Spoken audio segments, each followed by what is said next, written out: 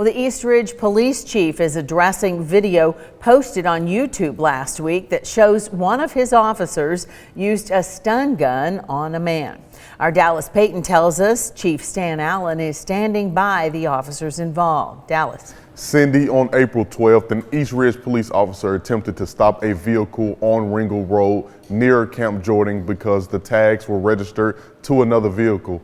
The officer then turned on his lights, but the man, Anthony Wright, refused to stop. Chief Stan Allen says Wright weaved in and out of traffic, holding his head out of the window and was screaming at the officer.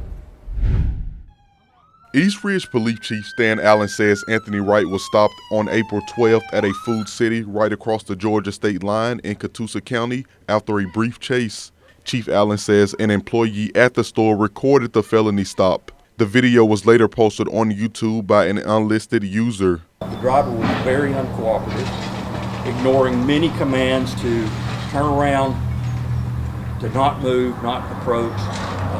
Eventually they had to go up to him hands-on. When they did, he started fighting.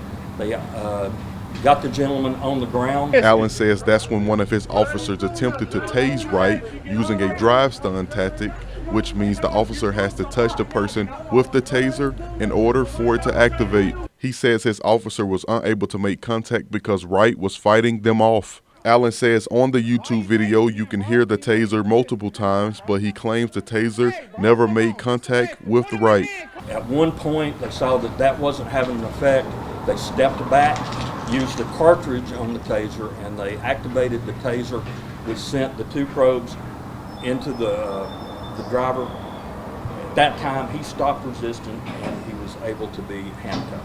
Chief Allen believes it was necessary to tase Wright. I've watched the body camera footage of all of the officers involved, and they were within our policy. Allen also believes the guy who was recording the video was making the situation worse. People are absolutely allowed to video police officers doing their jobs, as long as they don't interfere.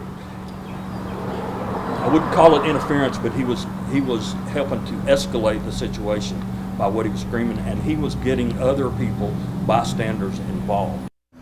Officers involved aren't facing any penalties. Wright was held in Catoosa County Jail for a day and then transported to Silverdale the following day. He faces a number of charges, along with felony evading, resisting arrest, and driving on suspended license. In studio, Dallas Payton, Local 3 News. Thank you, Dallas.